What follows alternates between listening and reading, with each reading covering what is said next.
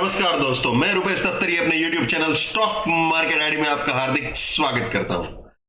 दोस्तों, आज है 5th ऑफ नवंबर 23 और आज के इस सेशन में हम प्रिपरेशन करेंगे निफ्टी और बैंक निफ्टी की in terms of opening support resistance, bullish probability और bearish probability, intraday point of view से, वीकली पॉइंट ऑफ व्यू से और obviously monthly point of view से। दोस्तों, बहुत दिनों के बाद मैं ये सेशन कर रहा हूं, तो चलिए शुरू करते हैं। लेकिन शुरू करने से पहले थोड़ा सा एक रिकैप, वैसे रिकैप तो नहीं बोलना चाहिए क्योंकि बहुत दिनों से मैंने नहीं किया है सेशन, लेकिन फिर भी एक वो कहते हैं ना, प्लेटफॉर्म बिल्ड कर लेते हैं। तो पिछला महीना जो रहा है वो डेफिनेटली आप सब जानते ही हो, बियरिश रहा है, और जो अक्टूबर महीने का लास्ट वीक रहा था वो भी बियरिश ही रहा था।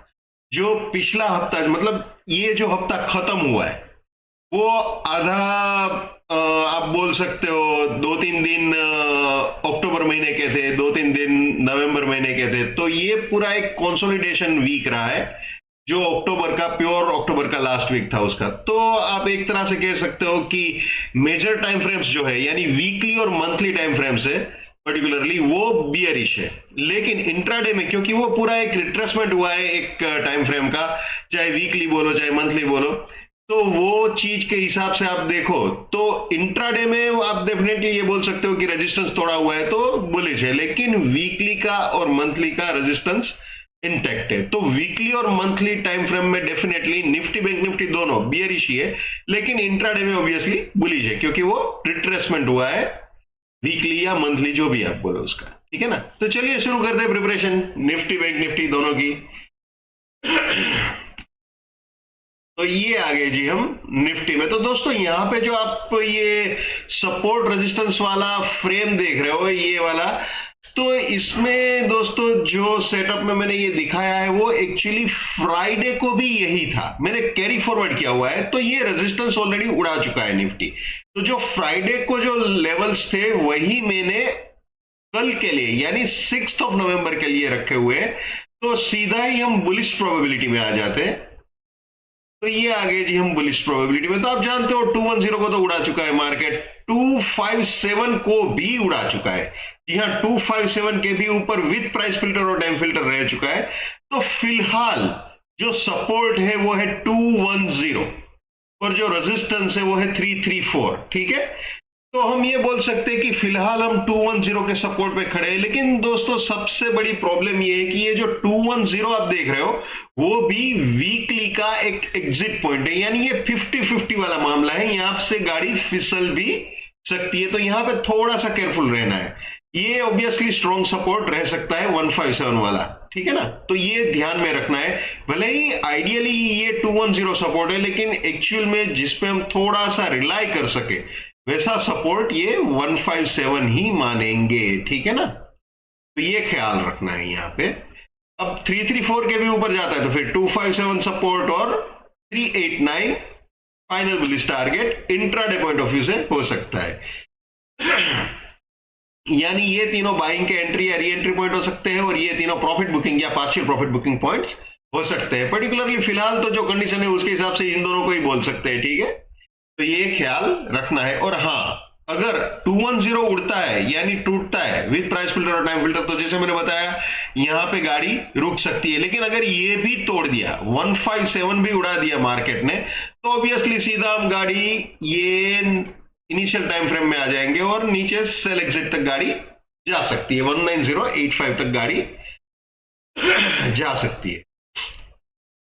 ठीक है, और उसके बाद आप जानते ही हो, अगर सपोर्ट तोड़ता है यानी कि ये 19056 को भी उड़ाता है विद प्राइस फिल्टर और टाइम फिल्टर, तो फिर हम बियरिश प्रोबेबिलिटी में आ जाते हैं। तो वो भी मैं आपको दिखा देता हूं। ये आ गया जी बियरिश प्रोबेबिलिटी में। ठीक है, तो ये है bearish probability 6th of November 23 के लिए। हालांकि जैसे मैंने बताया फ्राइडे को भी ये सेटअप सेम ही था इंट्राडे पॉइंट ऑफ व्यू से, तो फ्राइडे वाला ही कैरी फॉरवर्ड किया हुआ है। तो एक बार ये भी आपको दिखा देते हैं।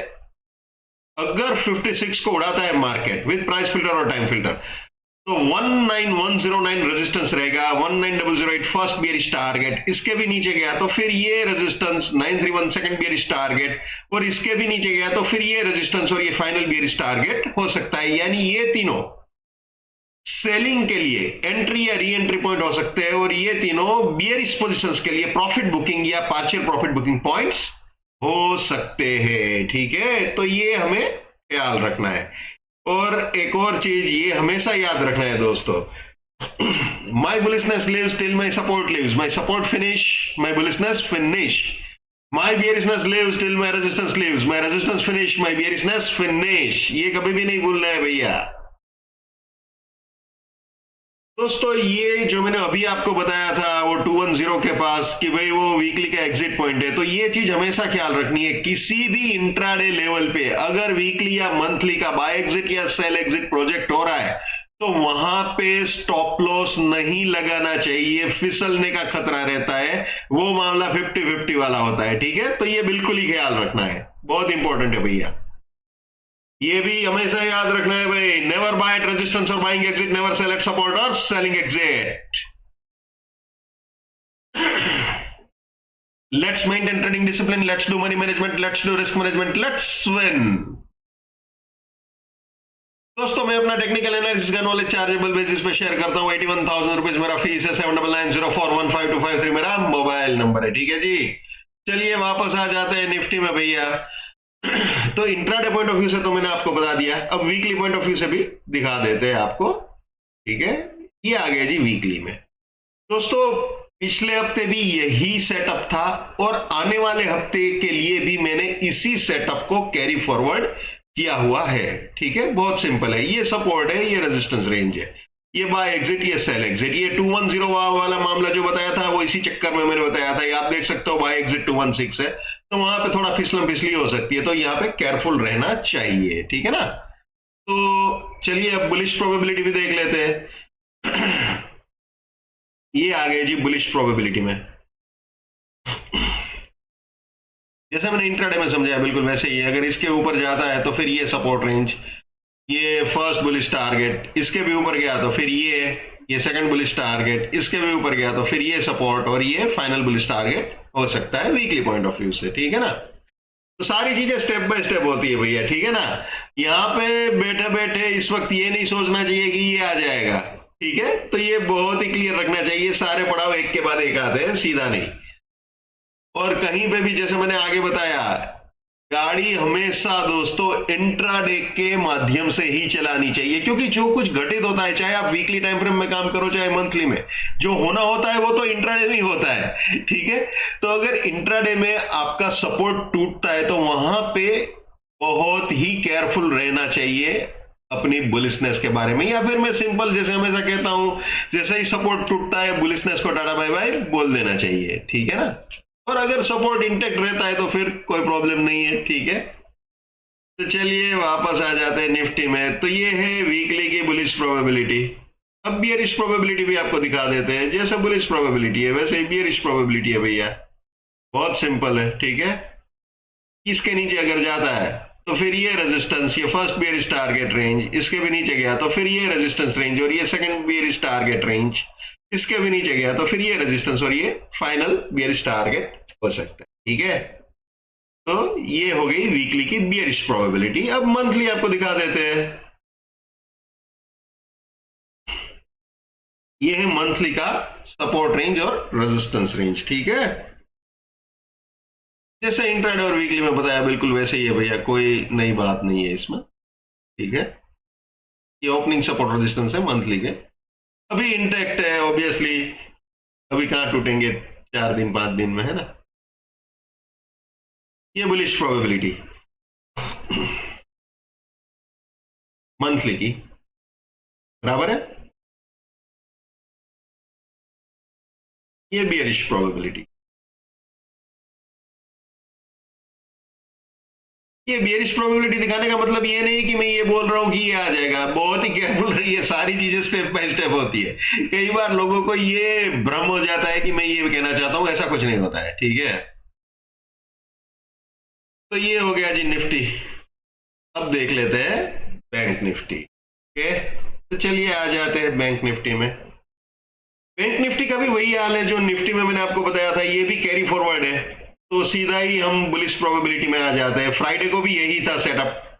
तो दोस्तों इसमें भी बैंक निफ्टी जो है वो 310 को उड़ा चुका है।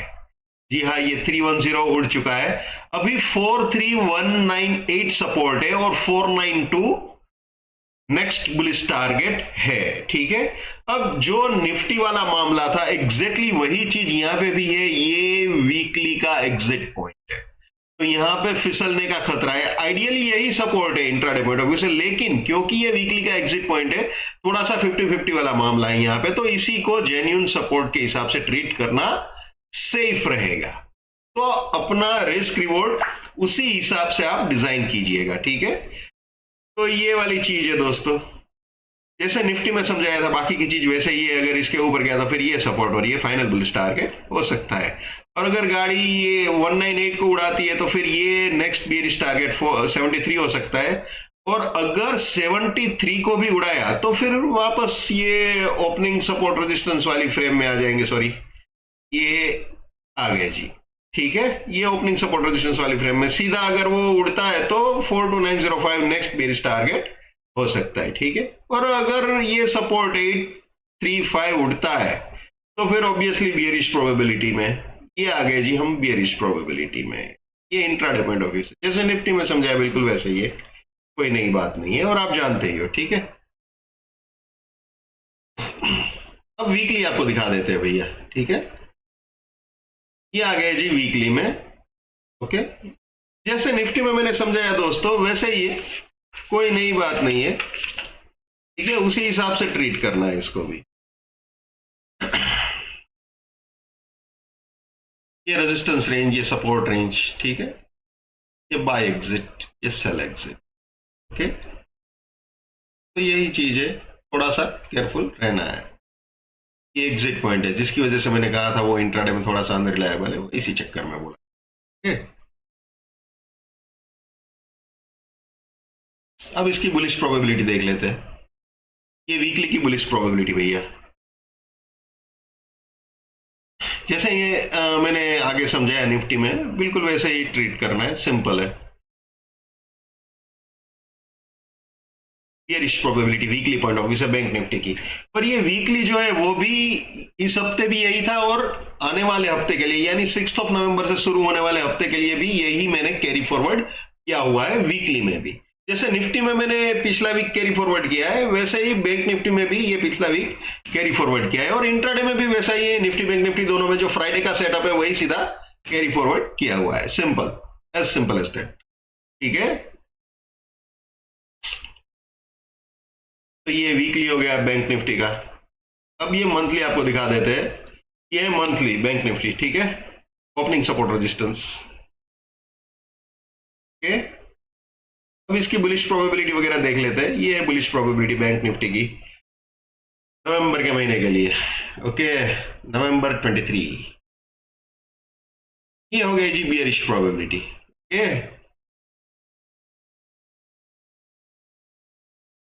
तो दोस्तों ये थे निफ्टी और बैंक निफ्टी दोनों। मैंने अपने व्यूज आपके साथ ट्रांसपेरेंटली शेयर किए। जो मैं हमेशा कहता हूं दोस्तों, आज फिर से रिपीट करूंगा, हर इंसान को अपनी ट्रेडिंग अपने दिमाग से करनी चाहिए। पैसा आपका है, रिस्क आपका है, तो दिमाग भी आप ही का होना चाहिए। लेकिन मेरे एनालिसिस से अगर आपका फायदा होता है या कम से कम नुकसान होने से भी बचता है तो मेरे लिए बड़े सौभाग्य की बात है। जितना हो सके उतना मेरे इस YouTube चैनल को अपने स्टॉक मार्केट में ट्रेडिंग करने वाले दोस्तों के साथ शेयर कीजिए। अगर उनका फायदा होता है या कम से कम नुकसान होने से भी बचता है तो आपको भी दुआएं मिलेगी। So wish you all the best. Keep winning, keep earning. जय हिंद, वंदे मातरम, भारत माता की जय। Just keep it up, come on.